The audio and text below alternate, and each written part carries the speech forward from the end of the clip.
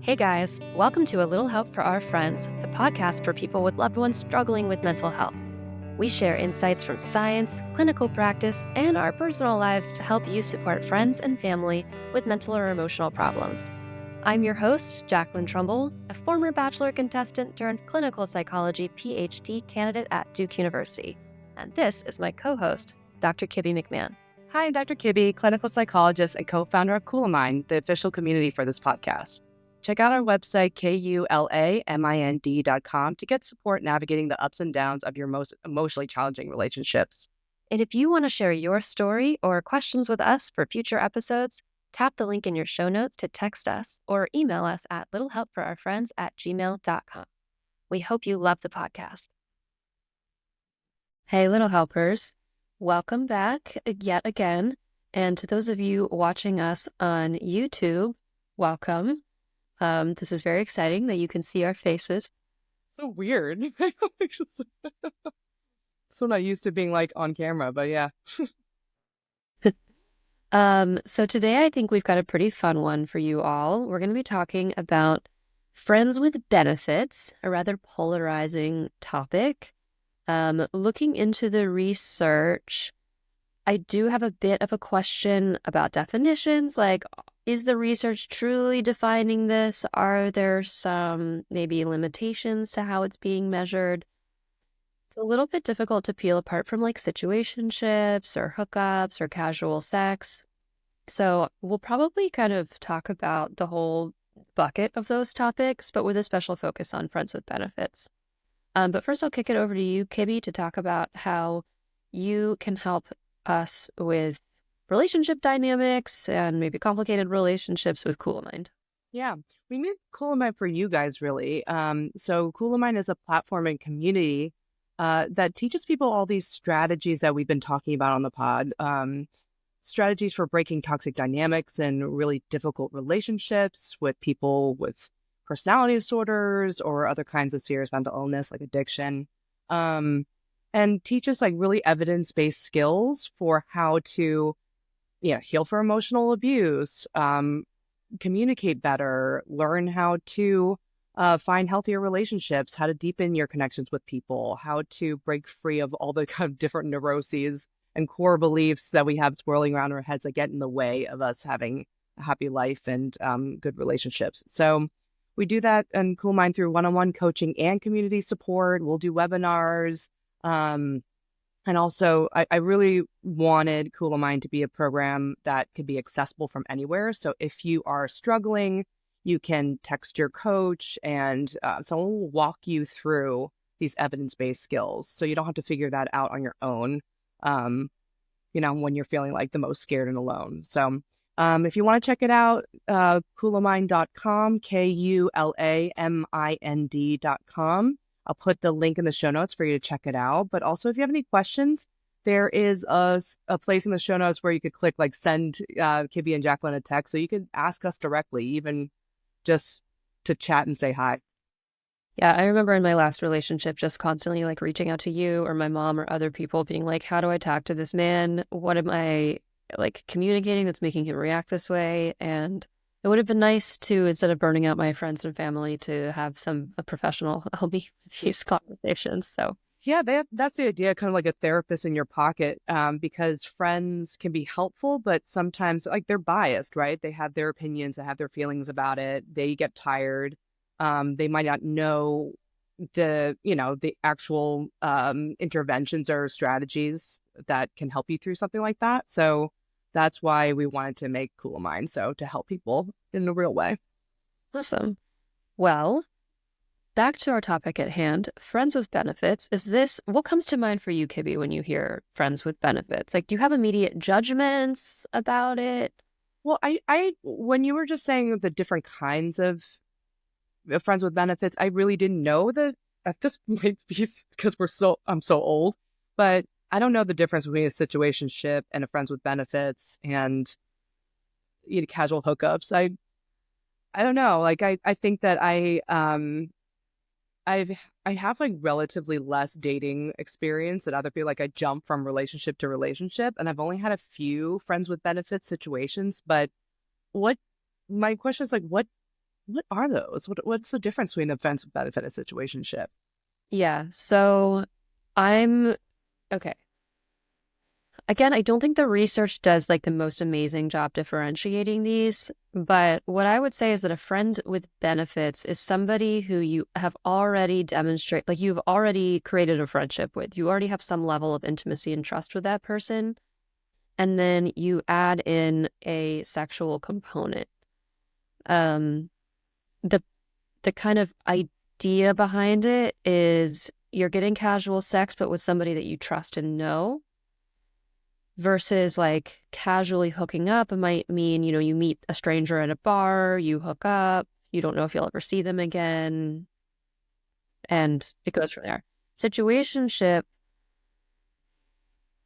is, I mean, I did not see like a formal definition for situationship because I was specifically looking at friends with benefits research, but I would kind of define it as like, you have started dating somebody, but it hasn't become defined and it's unclear if it will become defined, but it's not like you specifically started out as friends and kind of came to this agreement to have sex. So like I've had many situationships where I was dating somebody and one of us didn't want commitment, but that wasn't explicitly stated to the other person. And so we found ourselves in like a dating situation where maybe there was sex, maybe there wasn't.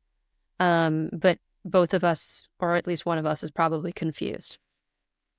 Okay, so wait, friends with benefits, but can't friends with benefits become a situationship if one person actually wants to date? I think this So is it's one of just the about the how your expectations and how committed you are and knowing like what the level of commitment is. Yeah, I mean, let's see if Google Scholar has an actual definition of a situationship. So this is from 2024. A romantic trajectory that has received little attention in literature is situationships, which is a colloquial term used to describe a complex relationship situation. Okay. So that's big. Yeah. So you could be Uh, friend, you could have a casual hookup or be friends first, then start to have sex. And uh, then if somebody catches feelings, then it's a situationship. Yeah, well, maybe. So another one says, however, situationships may be experiences of romantic love without increases in commitment.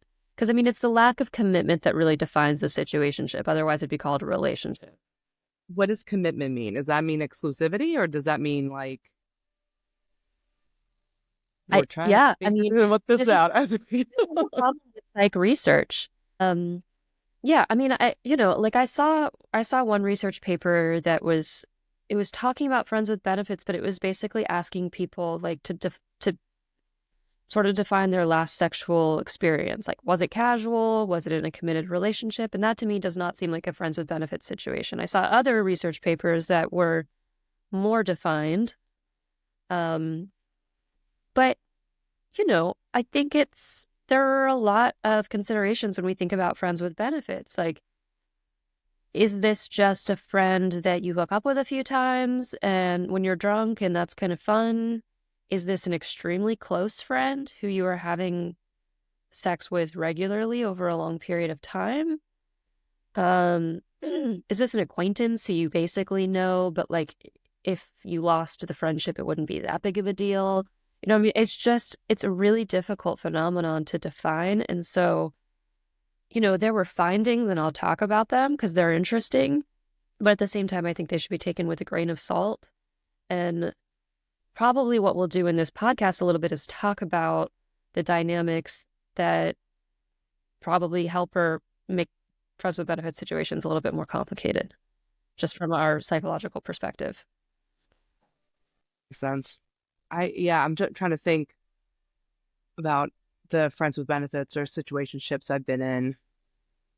They all blend together. So I guess in my mind, I mean, did you ever have a situation where you had a friend, like a defined friend, and the two of you decided to have uncommitted, casual sex together for an indefinite period of time? think so. I think that times that I've done that, I've hooked up with a friend. By the way, I mostly dated friends, right? So I actually like I don't do anything different, but and it did vary about like which one was more into the relationship, more like wanted it to be a committed thing. But Yeah. I haven't said like, okay, we are just having sex with no commitment. I've only had maybe one that was like we have sex regularly, but we're clearly not in a relationship. But Okay. eventually I realized that he did like me, and so we did end up dating, even though I didn't want to. And then I've had many situations where we're just hooking up and I really wanted a commitment and they were Right. like, you know. Well, one of the questions is there's research that's looking at a gender breakdown, which is sort of an obvious thing to do because traditionally speaking, women are supposed to be more commitment oriented. They're trying to lock in someone who'll stick by their side, and then men are spreading their seed. That's sort of an evolutionary perspective that is, reductionist. But the question is like, why do people get into these relationships? And one finding found that there was kind of a moderating effect of relationship thoughtfulness and alcohol use. So basically, um, in general, like the more you drink, the more especially women are likely to get into a friends with benefits situation. But the moderating effect is how thoughtful you are and intentional you are about your relationships. So if you are somebody who is intentionally looking for a specific kind of relationship, you are less likely to enter into a friends with benefits situation no matter how much you drink, Mhm. which makes sense. I'm going to say the overall evidence that I found was that friends with benefits confer more positive results than negative, which Mhm. was surprising to me. And I think it's surprising to the researchers because you can see in these research papers, they're all trying to find the pitfalls. They're all like, well, what about this thing? What about like, what if you ruin the friendship? What if, so it's all like, because I think um, there's just an expectation that this isn't going to go well, which I understand because I also hear friends with benefits and I'm like, yeah, that's not going to go well. Mhm. And so to hear that maybe it does, I'm taking with a grain of salt because of how these things are defined and measured and everything like that. But I also don't want to let my own bias and judgment tell me that, well, this can't be right. These have got to be bad for you. Because there are merits, but right off the bat, hearing that mostly like women are more likely to get into this because of alcohol use, that's not like a great sign. I mean, it's how a lot of relationships start. But if you're continuing in on them because you're drinking a lot, then it's like, eh. Um, there's another kind of aspect of it where it's like women are more likely to have casual sex than men because they're hoping for a committed relationship to come out of it. This is very familiar to me in my personal experience. And it's not, I mean, the thinking isn't like if I fuck this dude at the bar, then maybe he'll like want a relationship with me. It's more we've been on a few dates and there's this expectation and there's pressure and it's like I don't know. It seems like if this is going to go anywhere, then this is the next natural step. Are you Um, saying you haven't had a lot of one night stands? Have you had a lot of like hookups where you just meet them and go home with them? yeah, I love one night stands. I mean, I used to, but I never wanted to see any of those people again. Uh-huh. That was the whole point of it for me. So this is the thing, like, I feel like I'm the exact wrong market for a friends with benefits situation, but I am the right market for casual sex. So like, I don't have any problem with casual sex. I mean, I shouldn't say I have no problem with it because I think a lot of times it's done very badly and it's approached very badly. But I've never dated a friend. I'm not attracted to my friends. Like, I don't. The idea of just having like sex with a friend is completely unappealing to me. So you've never had a friends with benefits situation. It's only been No, like, I've had I would say more like situationships that were uncomplicated. So like that people mm, are defining them as uncomplicated. I've certainly had complicated situationships, but I've also had uncomplicated situations, which I would define as like guys who we were never friends to start out with. We started off in a romantic sphere. And then because our life took us in different directions, or because there was something about them that I explicitly did not want to commit to, um, I could still hook up with them and have a good time. But I mean, I'm thinking specifically like somebody I dated in Charleston when I was there. Neither of us were gunning for commitment.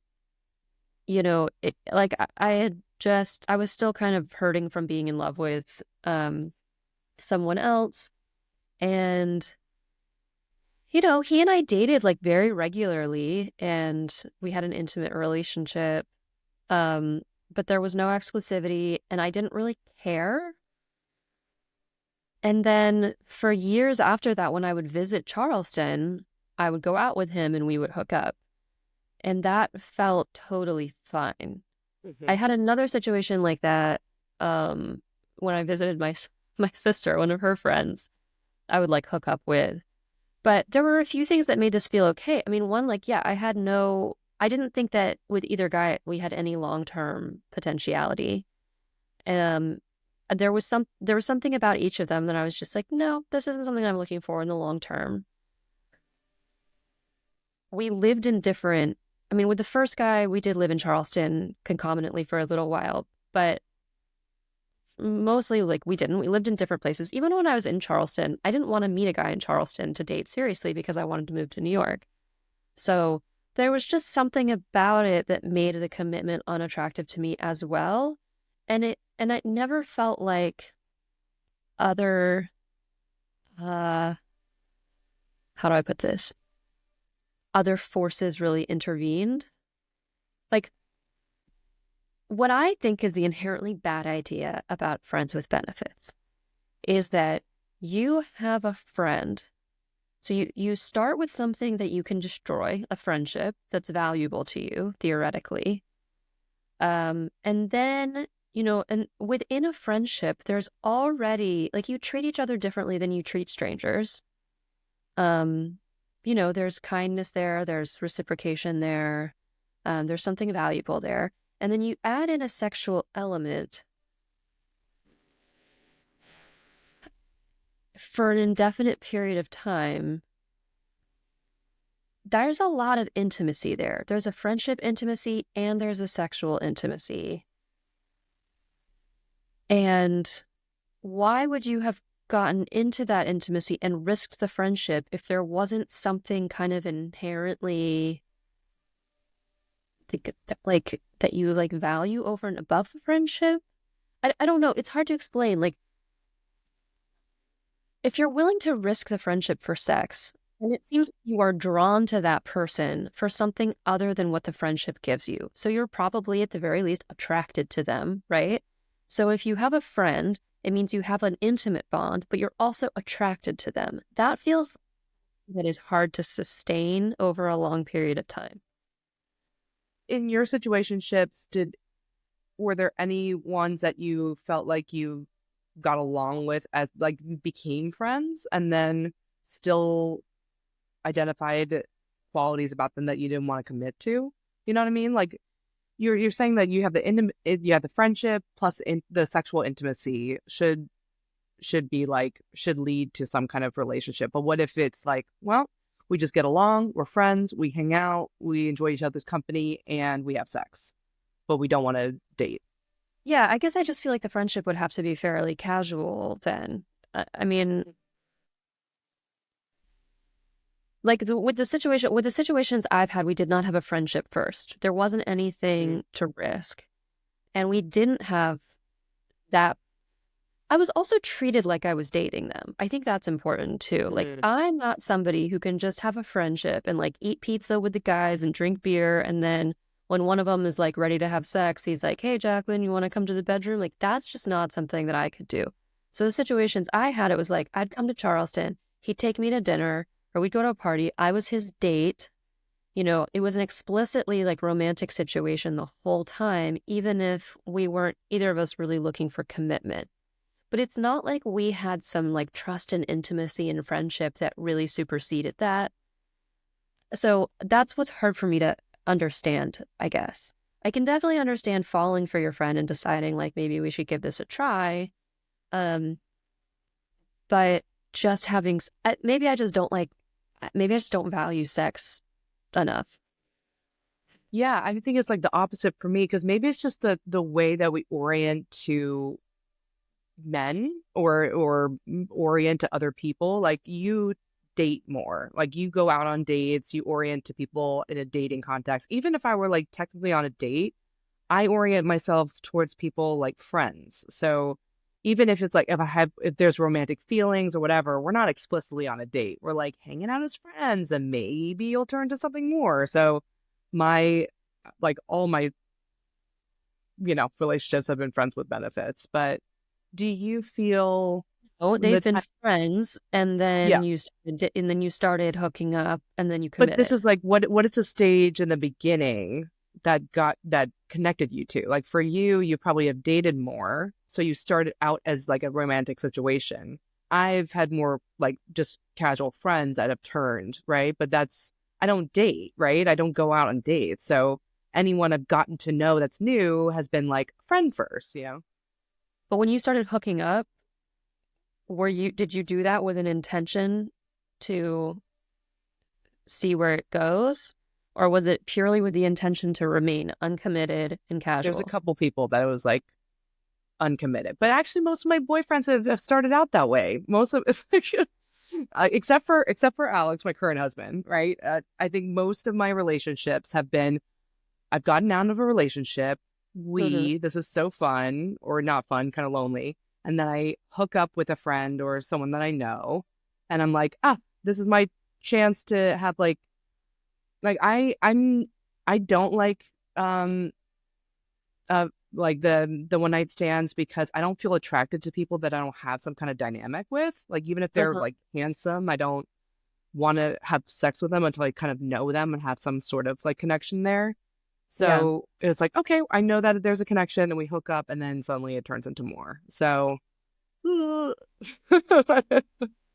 just bad at situationships or you're Do you really know, good at them. ladder theory? Hmm. Ladder theory was this theory that some dude in 2005 wrote, or maybe it was 1995, wrote in like Microsoft Paint, where Yeah. women have two ladders, the friends ladder and the real ladder. That like very much describes me. And like a lot of Say it guys don't again. when they're on the friends ladder. So basically the theory is men have only one ladder and all women are on the ladder except girls who are wolf ugly. So this isn't a very offensive theory, by the way. Like it's hilarious if you don't get offended easily or if you're not very politically correct. But it's like clearly this guy was angry with women when he wrote. Um so Hmm. basically, like all like normal looking girls are on one ladder for men, and they're just at different points on the ladder. There's the women that they're like explicitly trying to have sex with, date, whatever, and then there are just like friends or there's like other women who they would have sex with, but they're just maybe not like actively pursuing. Um, Whereas women have two ladders, the friends ladder and the real ladder, and men never know which ladder they're on. I guess some men on the real ladder know because women are like pursuing them or having sex with them. But the idea is that men will often try to jump from the friends ladder onto the real ladder. The real ladder is men that women are willing to have sex with, Hmm. and then they'll get kicked into and fall into the abyss. So basically, like men who are really on the friends ladder will try to do all these things for women thinking that this is going to get them onto the real ladder, and then women have absolutely no intention of ever putting them on the real ladder or ever having sex with them. And so as soon as the man then makes a sexual or romantic move, they get kicked off both ladders and just fall into the abyss.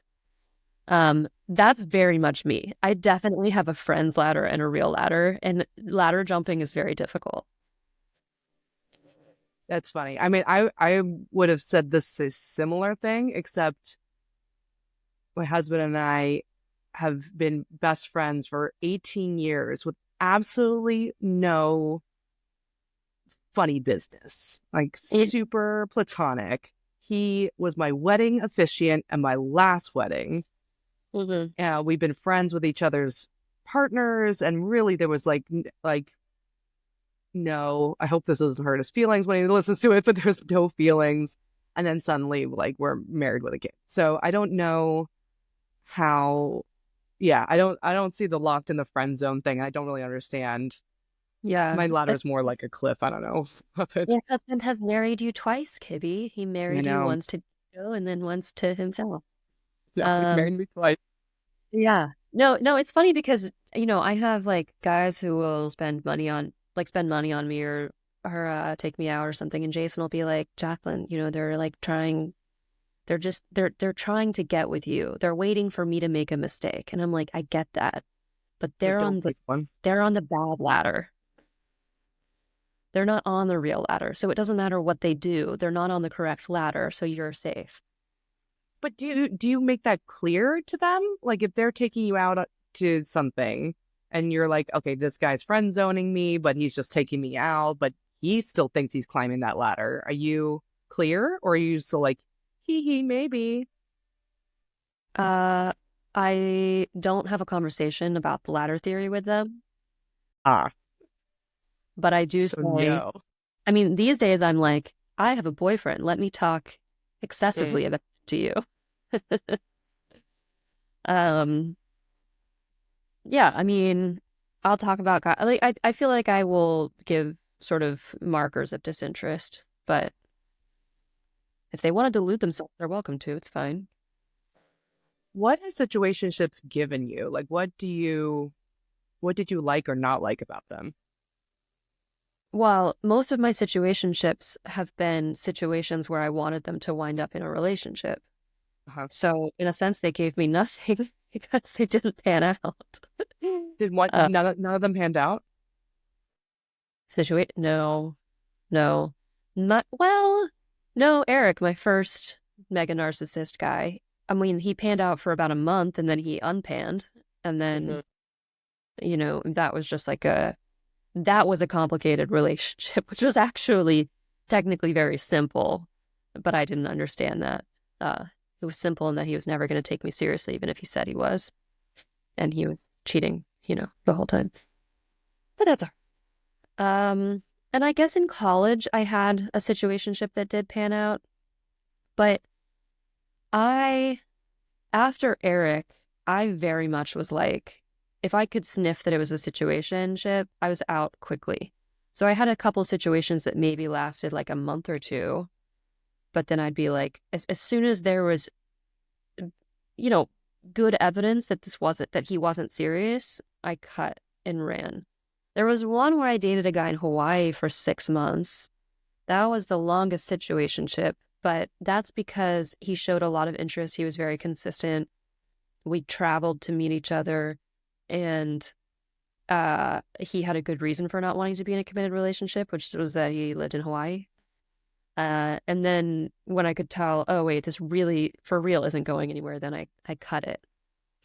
In terms of the ones where it was out of town, like the Charleston guy, it was just like safe fun, something to do on a Friday night. It's like fun seeing him. It was fun being taken out, but the sex is that's never the reward for me. Because sex is very, um, it's like saying that sex isn't, it's in very easy supply. Like I can go out and get sex wherever. So like, I'm not gonna like risk things for sex, really. I'm not gonna like, oh my God, sorry. Hi, YouTube. Here's my cat. Um, yeah, I'm usually in it for the dates, being treated special, having a fun dynamic connection, and then maybe the sex is fun because it's like more novel or it doesn't really matter, or I'm in it for a relationship. Interesting. Yeah. I I guess I'm the opposite in the sense that there have been situationships where I'm in it just for the sex, and that was like the main part. Like there's one person that we were just set up because I had just gotten out of my relationship and I wanted just like a like cheer me up hookup. My friend Mm-hmm. was like, my friend is slutty. He's a slutty guy, and he's supposed to be good in bed. So I like as soon as we hung out, I was like, well, basically, let's just hook up. I was like, give me a massage or so. I forgot. I think I just like went right for it, and because I didn't care, and that just became like a purely sexual relationship. I don't like we became friends, and eventually we dated, even though like I probably shouldn't have. But that was like a long standing, even in like I stopped it when I got into a relationship and then got back into it as like a second rebound. And it was purely for the sex. And I I like a really what was it? Was it a situationship? Because I don't think either of us wanted the commitment. But it was like we were together just for the sex. And what was cool about that was I'm realizing now I mean, I'm just like working through a bunch of stuff now anyway about like being myself and not working and performing for a relationship, like not being useful for a relationship. So I'm learning how to like be myself in intimacy. And with that area, like since there was no other expectation or commitment, I could fully like perform, quote, unquote, like perform sexually. So the whole connection was sexual intimacy. So it was really like I put thought into it. It was more exploratory. We would do different stuff. I would experiment with different things. I would kind of experiment with a different like sexual persona with him. Like I was more like dominant or submissive, like I would explore the different roles and like my sexual side. But Yeah. then as friends or dating, it was really sparse. Like we just didn't, we like hung out and had a good time, but like I didn't connect with him romantically. Ooh, that's That makes terrible. He sense became to my me. boyfriend at some point. Whoops. Um, that makes sense to me. I would not be able to access that over the long term, I don't think. And that Hmm. has everything to do with, I don't just me stuff. Like, that's what you said is basically why I liked one night stands. Now, I didn't have very many of them. And I think if I had, it actually would have probably ruined it. But I think when I had a one night stand, it wasn't about the sex, it was about the freedom that not knowing the person and doing something taboo gave me. And yeah, I would be able to inhabit a different part of myself and not care and be more, yeah, performative or selfish or whatever the case may be. Um, and I liked that. So I suppose if someone's able to access that in a friends with benefits situation, great. But it's just hard. It's hard for me to connect with that because a friend isn't a stranger. Hmm. Who actually does have expectations of who you are and Oh, interesting. Yeah. knows you in a certain context and knows your people, your other people, like to me, that would just be like it would just be like boring routine sex without any of the seduction elements. Like I'm all about seduction. That's that's why I'll have sex. It's like What seduces you the most? What seduction look like for you? somebody treating me like I'm special, somebody making me feel hot, sexy, me feeling like I'm getting away with something might be part of it. Um, Getting away with there's what? uh well, I mean, getting away with like something that other people can't get away with, like somebody spending an inordinate amount of money on me. Oh, okay. Or a one night stand where it's like, yeah, I'm doing this even though it's everything, that my mother didn't teach me. It's like it goes Hmm. against Hmm. everything, you know. Um, yeah, I just think a friend would cancel out all of that. I'd be like, I'm not special. We're specifically friends. You treat me like one of the guys all the other times. That's the point. Otherwise, it would be a situationship. We'd be dating. There'd be some sort of romantic element. So the only thing that makes me special is that like I'm somebody you have sex with. Well, I'm I'm just on the ladder, right? Like you're probably willing to have sex with a bunch of different women. That's not like sex doesn't make me feel special at all. Sex is it's kind of the opposite, actually. If Yeah. a man wants me for sex, I'm like, yeah, you don't actually care about who I am at all. So a friend who does care about who I am, but not enough to commit to me, but just to have sex with me, it feels like I would be undervalued. Yeah. That's It's anti-sexy to me. as we're talking about that, like I've been confused up until now. I mean, I'm still kind of confused, but I think what we're actually, because I'm like, is that a friends with benefits situationship? What is this? Is casual sex? But I think what's like, what happens if you isolate the different parts of a romantic connection with someone, right? Like when in an ideal world, when you're partnered with someone, you get the exclusivity or expectations that they will share a life with you or do or show up in certain ways for you reliably. You Hmm. get the I like to hang out with them friendship and I respect them and enjoy their company. And then there's like this sexual chemistry. And then what we're talking about is like all these different relationships that might have one or two pieces, but not all of them.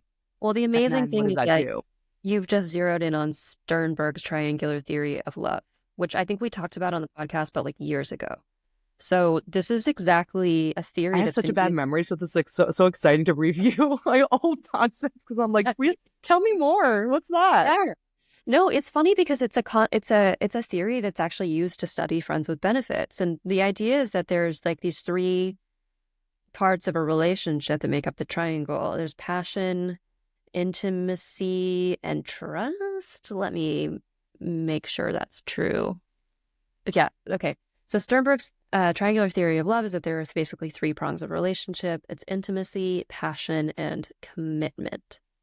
And that's basically exactly what you just described. The commitment is like, I'm committing to doing this with you. We've got exclusivity, like you are my priority, um, everything like that. Passion is mostly referring to like sex and attraction, and then intimacy is more just about like trust, friendship, etc.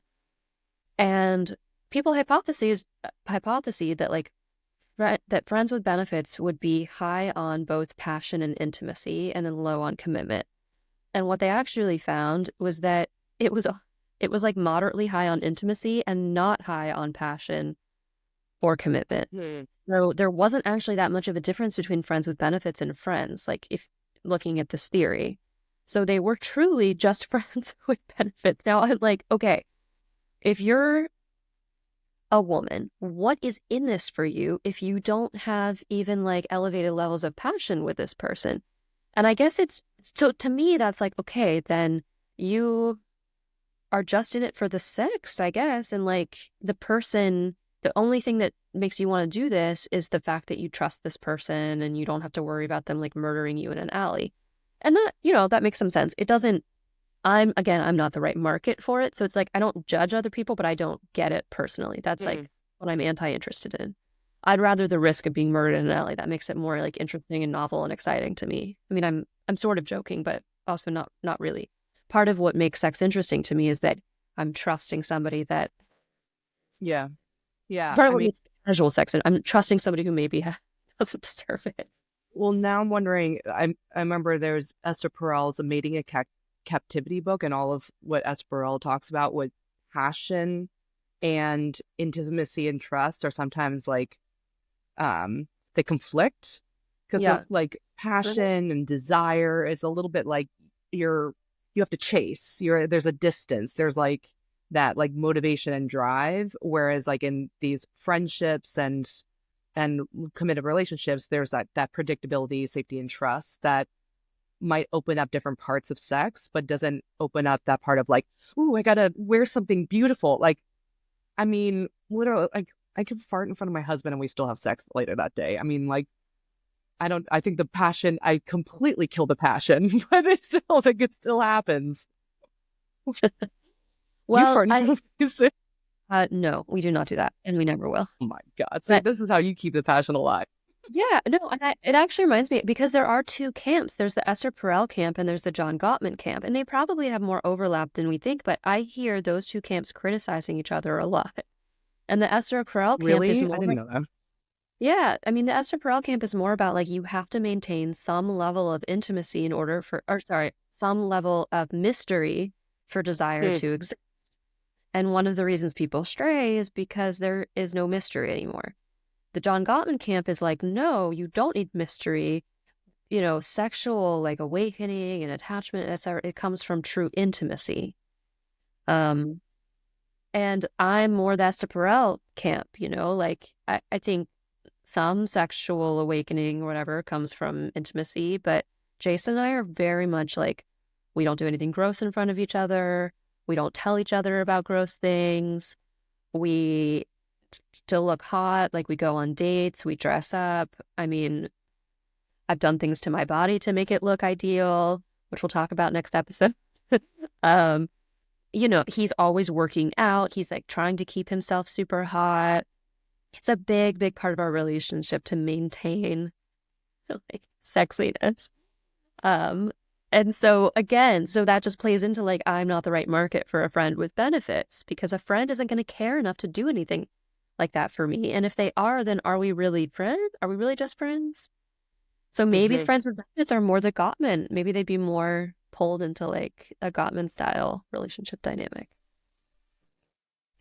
I'm trying to think, am I one or the other? I guess, okay, so we're saying Gottman is that, Gottman saying that sexual connection and awakening happens in like really trusting relationships where you have that intimacy and respect and almost kind of like stability. And Esperel's like, no, you need that little mystery and the chase and the distance to feel like that sexual connection. I feel like those are different forms of sex for me because I can see both sides. I was more like of a sexual being in my situationships, especially the ones. So I was really obsessed with situationships to the point where I realized I was emotionally unavailable because I was chasing these people who were slightly like we'd be hooking up regularly, but they'd be slightly like out of reach. They didn't want it. Like my first husband, we hooked up exclusively for about a year. And it took about a year for him to actually call me his girlfriend. And I was like obsessed and infatuated with like, why isn't he attaching? Why? And now I realize it was like, I was always like, oh, well, what would have been if we were in a committed relationship? And I realized that he's just like that. Right. It wasn't like the situationship. It was him. Anyway, so just keep that in mind where you're like, oh, if only we committed, it would be different. Like sometimes not. Yeah. But I was a certain kind of like sexual person in those sexual dynamics. I was like performative.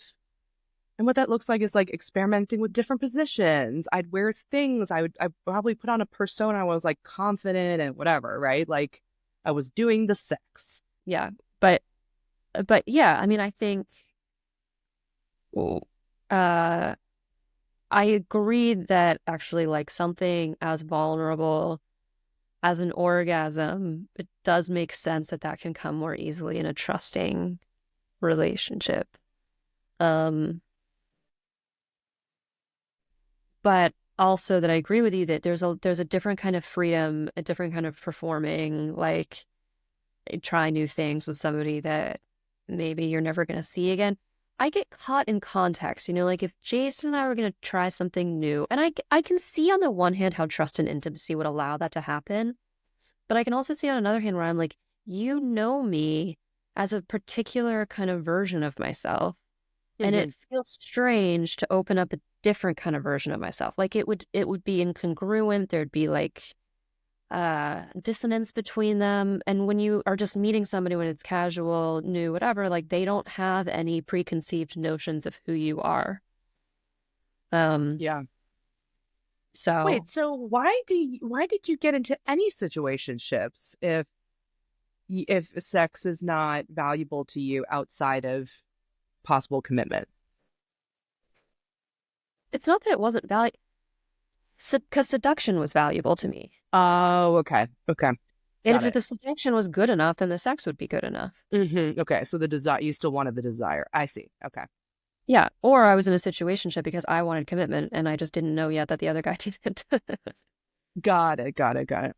Yeah. So, I mean, I think that both people need to watch out in a friends with benefits situation. Like, I, okay, There's another paper that was talking about like one thing that can happen is that the reason somebody's willing to be in a friends with benefits situation is because there is something incompatible about them and that other person. There is something that they do not want to carry into forever about that other person, which is what I said in the situations that it worked for me. Well, the other person might not know that, or they might not feel the same way. So that's complicated, right? It's kind of like, why are we doing this? Now, when I think about when this does work, polyamorous communities seem to be able to make this work a bit better. But what usually is significant about polyamorous people is that they communicate very well, or at least that's the idea they're supposed to. This one paper looked at, like, are people in friends with benefits relationships actually communicating about their relationship? And the theory was like, maybe this is why they work, where we find that there's not bad outcomes. Because since there's an existing friendship, there's existing trust and intimacy, and therefore they're able to talk about their situation. But the paper found that no, they are not talking. They're not communicating. And it's so hard for me to see how this is not a downfall. Like, how do two people decide to indefinitely have sex with each other without commitment? There's something happening in each of them to make that happen. And it seems like the things that could be happening are, one, I'm doing this in the hopes of a future relationship. Two, there is something essentially unattractive about this person as a permanent partner that I will not be tempted. Or like three, maybe the situation is safe enough, like what I was saying, where it was like long distance, it just sort of precluded, anything more Clear serious on both happening. sides that there's no chance Yeah. But of how do anything you more. get clarity that that is the case on both sides if you don't talk about Right. your relationship? And so the probability of being on two different pages is just so incredibly high. Yeah. Yeah. And then the other reason that people might stay in is just because there's like they believe that there are no other choices. There's like a dearth of dating options, and that's not a particularly good reason to stick with a relationship either. So I know I interrupted you. Go ahead. No, it's just interesting. When people go, I've heard some guys recently say, well, I was clear that I don't want a relationship. And now we're hooking up and I'm dating other people and they're getting upset or they're catching feelings, right? Like, but I made it really clear I don't want to date them, but we keep hooking up. And then there's a question of like, whose fault is it? Like, if they keep going and that other person keeps getting hurt, is it the person who's getting hurt that they just have like realistic expectations? Or is it the person who says, I don't want a relationship, but I keep engaging in the sexual relationship, knowing that it's creating this like false hope? Yeah, that's such a good. Um, I don't know. Like, I don't know the answer to that. Although I think what you're saying about the communication is key, because if I were to look back on times that I've been in that situation where the situationships where, like with my ex-husband, where we were hooking up, he was like, no, I can't commit. I'm going to move back to my home after college, blah, blah, blah. And I was like, okay, but I'm fine with that. And then I really wasn't. I was like upset. I think that I was not willing to be more honest with what I wanted, right? Like, because if it's really, I kept having hope of like, if we just keep hooking up and acting like a couple, we'd like, he would realize that we're a couple, right? Like he'd open his eyes and be like, oh, wait, all the thing that Kibby wants is already happening. So I just have to admit to the reality. Um, but that's just so tricky because I also know that I was probably keeping my feelings like bottled up until I like lashed out and got upset sometimes when I was drunk, because I knew that if I were to say, hey, I'm really uncomfortable with not having this commitment, but continuing this way, I would risk it. I would Yeah, lose it. So I yeah. kept myself in the race I think by, that's a classic you know, situationship. Yeah. yeah, I mean, I guess because you had an existing friendship, you could call it a friends with benefits yeah, situation. But that's right. yeah, no, I think that's such a good point. Is that it's another communication challenge, and it is hard to tell because if a guy says clearly what his expectations are, you can't then expect him to be like, no, I'm not going to have sex with you, even though you're saying it's fine and you're on the same page. On the other hand, we should be able to have enough basic empathy to be able to make decisions around what we are seeing plainly with our own eyes is going on with another person. So if another person says, it's okay, don't worry about it, let's keep having sex, but they're hurting or like pain, they're crying every time they're drunk, they're railing against you, whatever, then like, I don't know, maybe that is a time to say, look, I'm out. This isn't, we're not on the same page. That's tough because whose agency, like, are you then taking away the agency of the other person, or are you making a compassionate decision to say, like, look, this isn't what we're in. Um, so I don't know, but I do think a lot of people will enter into these relationships where it's like, okay, well, if it looks like a duck and it quacks like a duck, it's a duck. But the guy's like, no, it's not a duck because I said I'm not looking for a committed relationship. So I may wine and dine you. I may take you out. I may have sex with you. I may reveal my deepest secrets to you. I am not your boyfriend. And it's like, oh, but it's such a close step over. And so my rule is, my experience with relationships is that when a guy wants a relationship, it is obvious. I am not confused. There's no long drawn out process. It's good. Now, there have been two cases in my early history where that wasn't true. And after dragging each other through an like endless situationship, there was a commitment. One of those people was a terrible partner, and the other person I left for the terrible partner. Um, so it's like it happens, it can happen, but you risk having a really bad foundation for a relationship. One Yeah. where you maybe went months or years feeling undervalued and wondering what it is about you that makes somebody want to hang out with you, want to have sex with you, but not want to claim you. And then suddenly they do, and it's kind of like, okay, well, what shifted? Can I trust this? Is it going to go back? I've spent so much time fighting for you, playing games, trying different strategies, and like something clicked eventually, but how am I going to relax now? Yeah. Yeah. So, I mean, I answered that question for myself because I dated my ex-husband in college. And then the entire time I was like, what about me is deficient, or what do I need to do more in order to get the commitment that I've always wanted? And I put it on me and I got so upset about it all the time, low self-esteem. And then years later, after I've developed and been like confident in myself, confident what I'm looking for, and then we dated again, and then still he wasn't like meeting my hopes for a commitment, even though we were married, right? Like he still was like holding back on giving me something, on showing up in a way that I was asking him for. I also was like, what am I doing? What am I doing? But I was able to break away and be like, no, it's just what he's like in a relationship, right? And it's just yeah, so that mystery of like, oh, one day we'll magically fall in love in all the rom-coms and live happily ever after. It kind of like broke that illusion for me. mm-hmm. Yeah. That, So, so does the research say that these are good for you or bad for you? Like, does the research, it just, you said that they were like looking for the bad downsides, but is there any downside or any kind of tips I from the read, research or no? I read three papers and they all couldn't find negative effects. So But go ahead, have them communicate.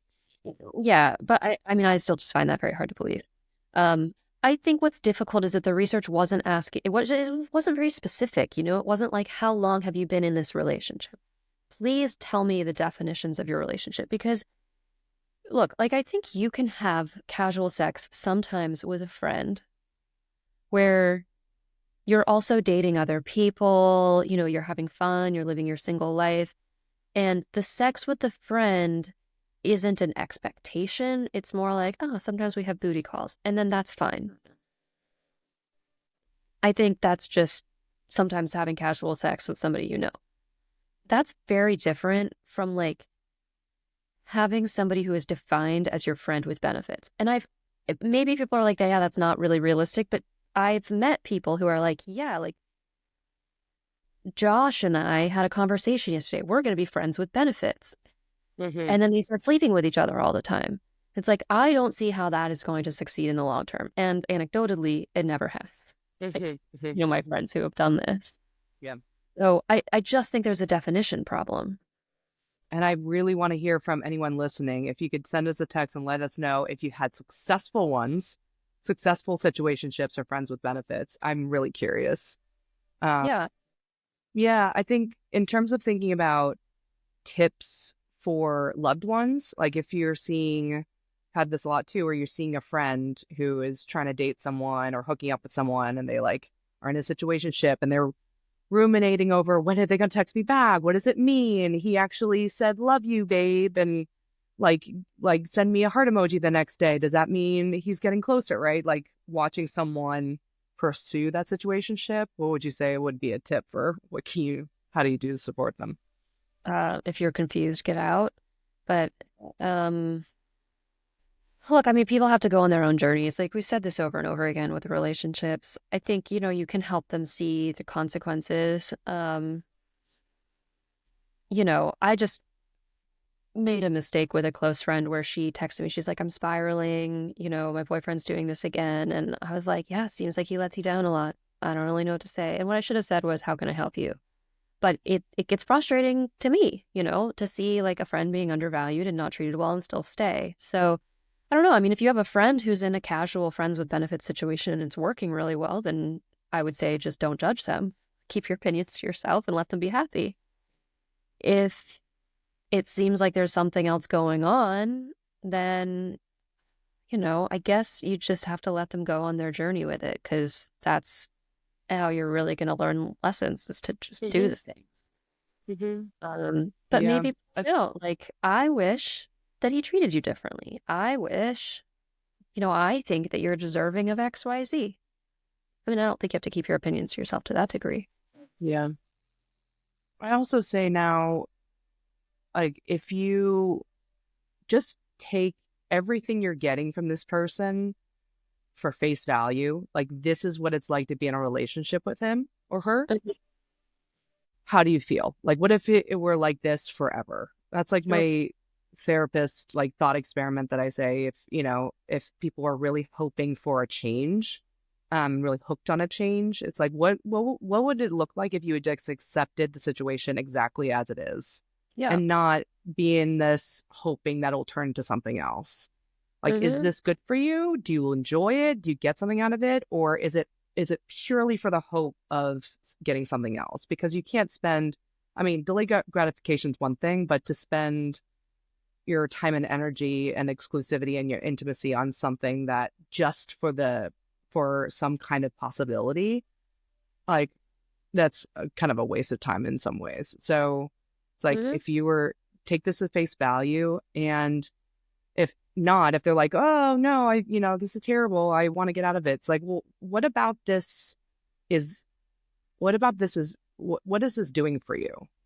Right? Hmm. Like for me, if I were to be self-aware enough when I was in my 20s, chasing something felt good and normal to me, right? Like pursuing something that's difficult and challenging and try to win someone's approval and try to perform in a way that helps me be seen by that other person, that felt normal to me. And that felt like a normal way of earning love. So I had to work myself out of that. And I could have said that at that point, like, if I win him, that would feel like love.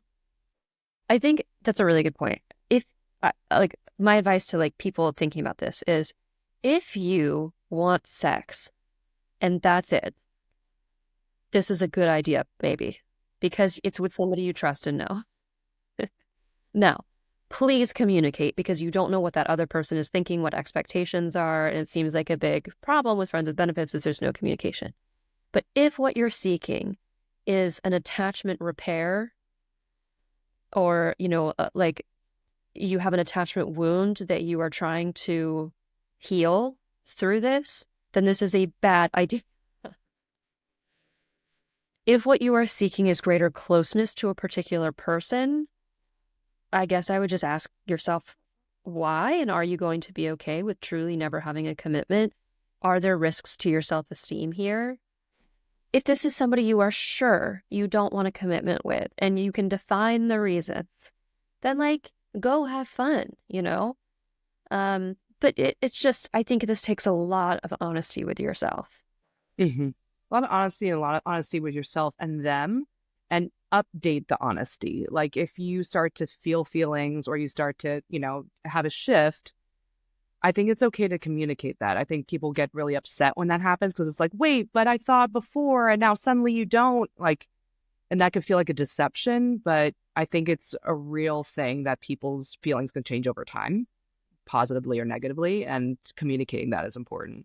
And on that note, like, what I hate about these situations too is that it seems like there's a weakness to catching feelings. Like, oh, he Yeah. caught feelings or he caught feelings, guess he couldn't take it. It's like, hmm can we stop seeing that as a weakness? hmm It's beautiful to catch feelings for somebody else. It's beautiful if your body creates an attachment to somebody that you're having sex with. That is not a bad thing. That is really healthy because when you finally do have that relationship, that's what you want. So don't see it as a defectiveness or a weakness in you if you develop an attachment. That's what we're supposed to do. That's a great ability. And so please don't let the other person put you down for that. I think that's true. I think actually that's a really good tip because you did that for me when I had my horrible dating post divorce, where I felt embarrassed and foolish for wanting a commitment and then he ghosted.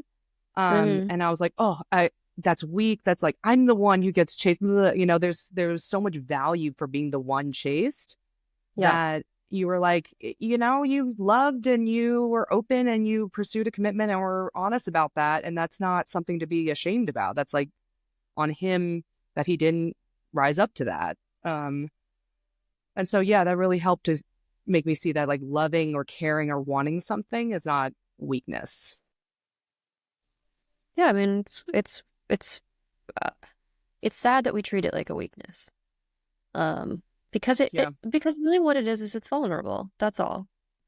Yeah. It Yeah. sets us up for hurt. But if we believe that getting hurt is the definition of weakness, then we've got a problem because really it's actually the ability to withstand hurt and to choose hurt because you're choosing a risk, and that's a very brave thing to do. So, yeah, I mean, I just think sometimes I get a little bit concerned about messaging around casual sex and what it means to be somebody who's engaging in it and what it means to be somebody who doesn't want to engage in it anymore. And I think to have a successful friends with benefits or situationship, I, you don't want something that's tearing down your self-esteem. And I think there's a big risk of especially situationships doing that. Um, So I guess ask yourself, like, what are you gonna do if it doesn't work out? What are you gonna do if this guy never likes you back? Yeah. Is that What does it mean okay? to you? Yeah, what does it mean to you? Yeah. Well, I think on that note, we'll close out and we'll see you next week because we are returning to weekly episodes. So, little helpers, we love you. And we really mean that. We don't just want to be friends with benefits with you. We want to be in a committed relationship with all of our listeners. So, if you feel the same, please subscribe and give us a 5-star rating on Apple Podcasts or Spotify. By accessing this podcast, I acknowledge that the hosts of this podcast make no warranty, guarantee, or representation as to the accuracy or sufficiency of the information featured in this podcast. The information, opinions, and recommendations presented in this podcast are for general information only, and any reliance on the information provided in this podcast is done at your own risk. This podcast and any and all content or services available on or through this podcast are provided for general, non-commercial informational purposes only and do not constitute the practice of medical or any other professional judgment, advice, diagnosis, or treatment and should not be considered or used as a substitute for the independent professional judgment, advice, diagnosis, or treatment of a duly licensed and qualified healthcare provider.